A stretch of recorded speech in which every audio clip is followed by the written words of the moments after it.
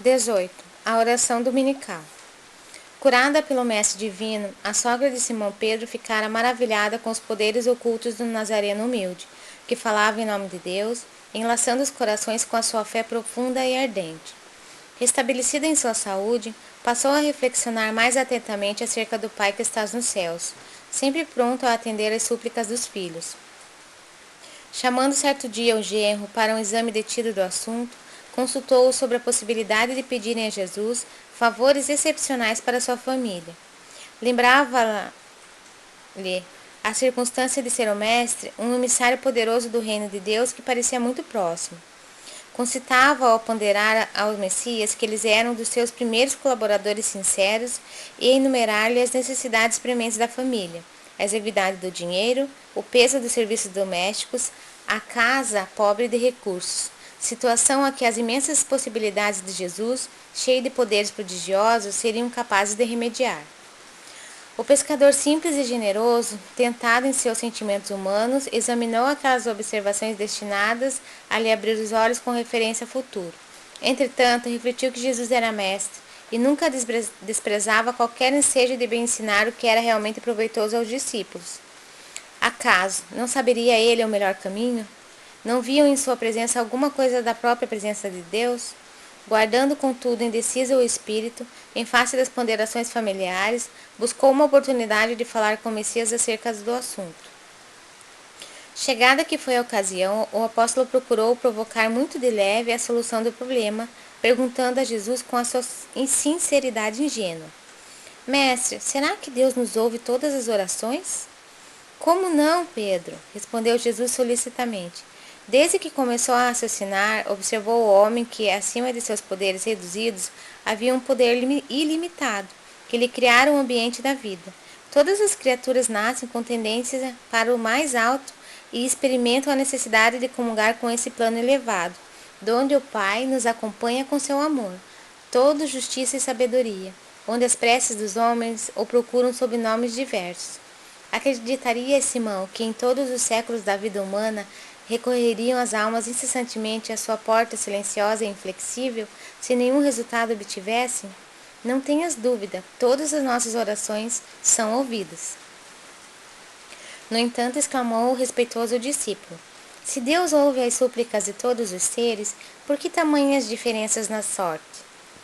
Por que razão sou obrigado a pescar para prover a subsistência, quando Levi ganha bom salário no serviço dos impostos, com a sabedoria dos livros?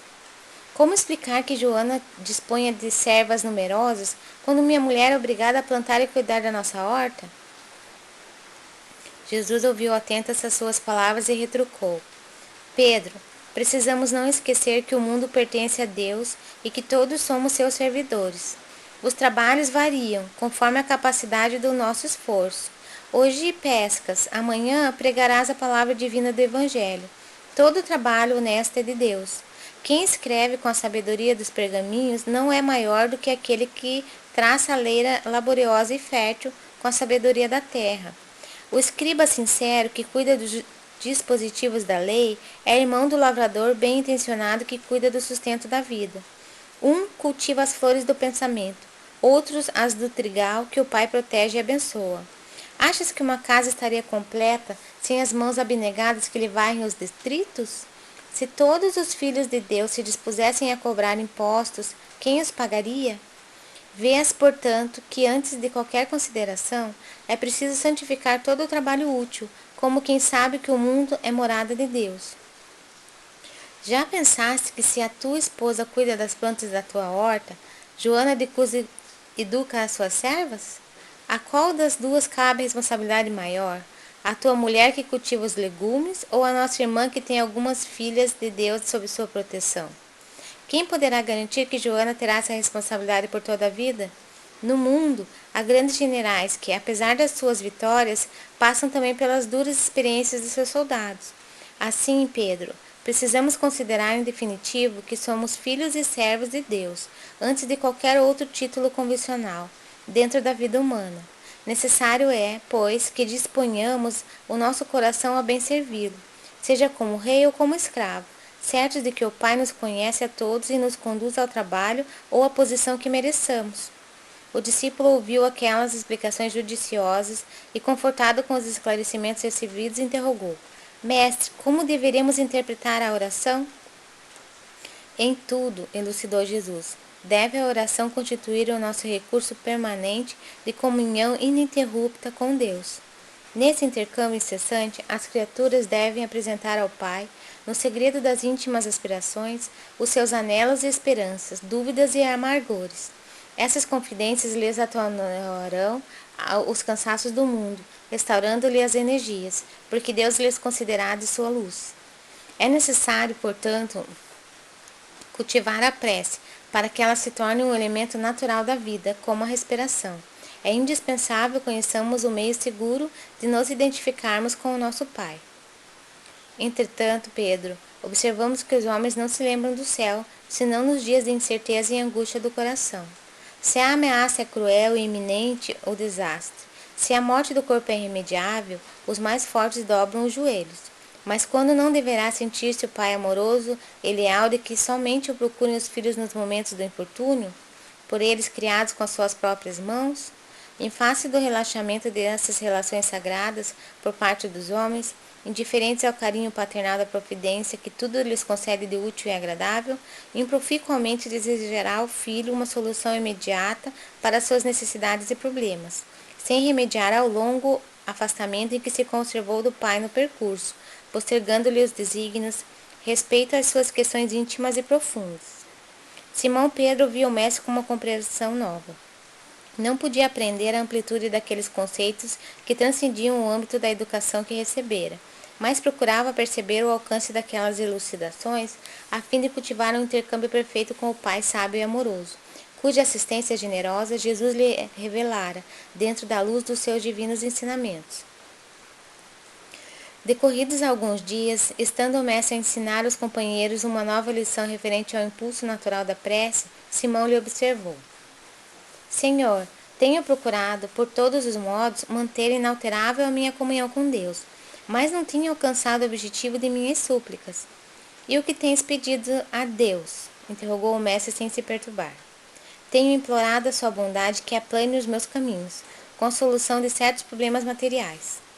Jesus contemplou longamente o discípulo, como se examinasse a fragilidade dos elementos intelectuais de que podia dispor para a realização da obra evangélica. Contudo, evidenciando mais uma vez o seu profundo amor e boa vontade, esclareceu com brandura e convicção: Pedro, enquanto orares pedindo ao Pai a satisfação de teus desejos e caprichos, é possível que te retires da prece inquieto e desalentado. Mas sempre que solicitares as bênçãos de Deus, a fim de compreenderes a sua vontade justa e sábia a teu respeito, receberás pela oração os bens divinos do consolo e da paz. O apóstolo guardou silêncio, demonstrando haver afinal compreendido. Um dos filhos de Alfeu, porém, reconhecendo que o assunto interessava sobremaneira a pequena comunidade ali reunida, adiantou-se para Jesus pedindo: Senhor, ensina-me a orar? Dispondo-os então em círculo e como se mergulhasse o pensamento num invisível oceano de luz, o Messias pronunciou pela primeira vez a oração que legaria à humanidade. Elevando o seu espírito magnânimo ao Pai Celestial e colocando o seu amor acima de todas as coisas, exclamou: Pai nosso que estais nos céus, santificado seja o teu nome. E ponderando que a redenção da criatura nunca se poderá efetuar sem a misericórdia do Criador, considerada a imensa bagagem das imperfeições humanas, continuou: Venha a nós o teu reino. Dando a entender que a vontade de Deus amorosa e justa deve cumprir-se em todas as circunstâncias, acrescentou: Seja feita a tua vontade, assim na terra como nos céus. Esclarecendo que todas as possibilidades de saúde, trabalho e experiência chegam invariavelmente para os homens da fonte sagrada da proteção divina, prosseguiu: O pão nosso de cada dia dá-nos hoje. Mostrando que as criaturas estão sempre sob a ação da lei de compensações e que cada um precisa desvencilhar-se das penosas algemas do passado obscuro pela exemplificação sublime do amor, acentuou: Perdoa-nos as nossas dívidas, assim como nós perdoamos aos nossos devedores. Conhecedor, porém, das fragilidades humanas, para estabelecer o princípio da luta eterna dos cristãos contra o mal, Terminou a sua oração dizendo com infinita simplicidade: Não nos deixes cair em tentação, e livra-nos de todo mal, porque teus são o reino, o poder e glória para sempre. Assim seja.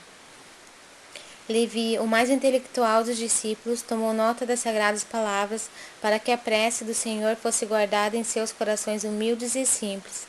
A rogativa de Jesus continha, em síntese, todo o programa de esforço e edificação do cristianismo nascente. Desde aquele dia memorável, a oração singela de Jesus se espalhou como um perfume dos céus pelo mundo inteiro.